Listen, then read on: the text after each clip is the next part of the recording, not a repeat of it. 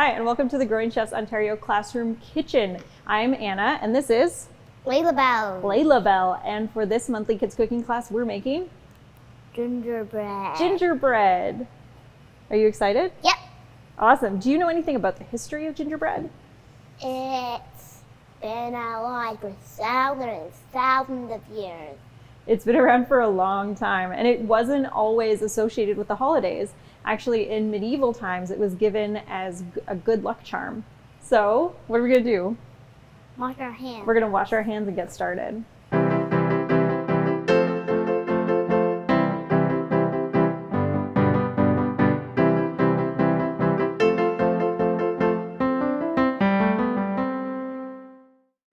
So at Growing Chefs, we divide our recipes into 3 sections: get organized, get prepped, and get cooking.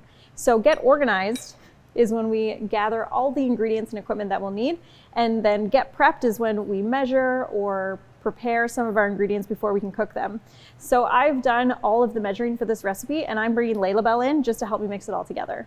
So what are we going to start with first? Wet ingredients. The wet ingredients. So what are our wet ingredients here? Molasses. Molasses is our wet ingredient, that's right. What else? Brown sugar. The brown sugar is a wet ingredient, and that was kind of a surprise to you, wasn't it? Yep. Because normally you'd think of it as a dry ingredient. Yep. But in baking, we actually, more often than not, consider it a wet ingredient. And what else are we missing here? Butter. The butter.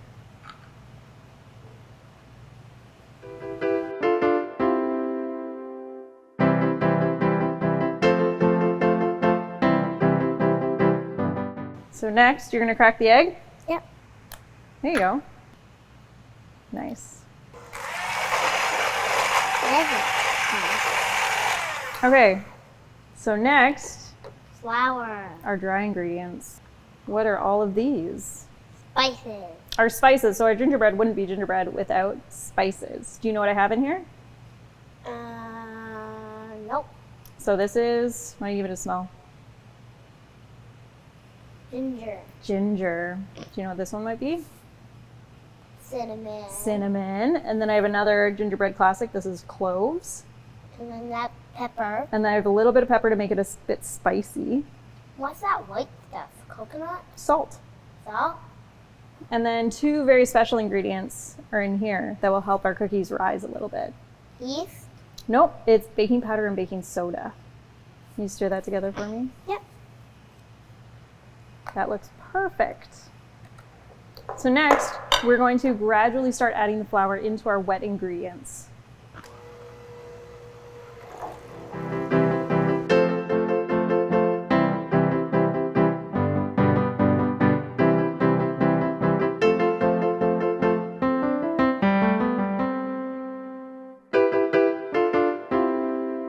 So next, we have to chill this dough. It needs to chill for at least an hour to overnight.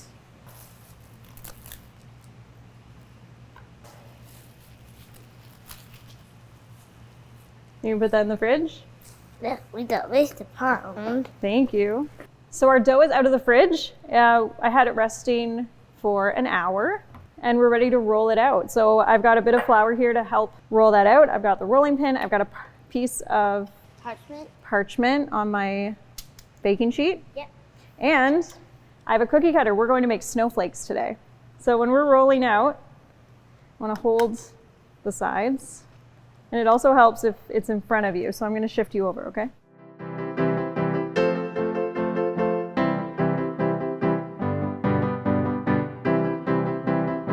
So we're looking for an even thickness throughout. So it's pretty thick here and it's pretty thin here. So we want to be careful. I think that looks pretty good. So when we're making our cuts, we want to make sure they're close together so we're not wasting any dough. Beautiful. Keep going. Good placement. So while Layla Bell is cutting out these cookies, I've set the oven to 350 degrees, and they're going to bake for 15 to 18 minutes until they're a little bit puffy and they've got some browning on the bottom. Our cookies are out of the oven, and while they're cooling, we're going to make our royal icing. And our royal icing has a special ingredient called meringue powder. Meringue, can you say it? Meringue?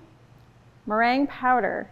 And meringue powder is egg whites, some sugar, some cornstarch, and it allows us to make a really easy royal icing without actually using raw eggs. Now we have to add the water. We have to add the water. Gradually. Always add your water gradually when you're making icing of any kind, so you can control how thick it is. I think we can go a little bit more than that. Yeah. When we look at it, it looks like it's really dry and it needs more water, but as we mix it together, we actually find out we had enough water all along. So this is more of a glaze consistency. If you wanted to pipe your icing, you would use a lot less water. So once your icing is at the consistency that you want, you can start icing your cooled cookies. What happens if we tried to ice a hot cookie? It'll melt. It'll melt and we get icing everywhere. So how I'm going to ice is I'm going to just take a little bit of a spoonful of my icing. I'm going to pour it in the center of my cookie and then just slowly try and edge it where I want it to go. And then it spills all over. And then it spills over, but that's okay. Because it all goes into your yummy, delicious plate. That looks pretty good. Are you happy with that? Yep. So after you're done icing your cookies, make sure that you leave them for at least an hour to dry and set. So what did we do, Layla Bell? We made gingerbread and royal icing cookies. Yes, we made gingerbread with royal icing on top. We iced all our cookies, we let them dry a little bit, and we're ready to try them. How are they? Good. Good? Are they too gingery? No. They're perfect? Amazing.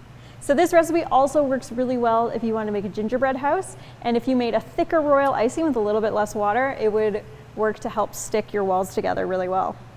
So I'm Anna with Growing Chefs Ontario, and this is Layla Bell, and we made gingerbread today. I hope you enjoyed following along with this recipe, and you check out other recipes that we have on our website and YouTube channel at growingchefsontario.ca. Is there anything else you want to say? Bye. Bye.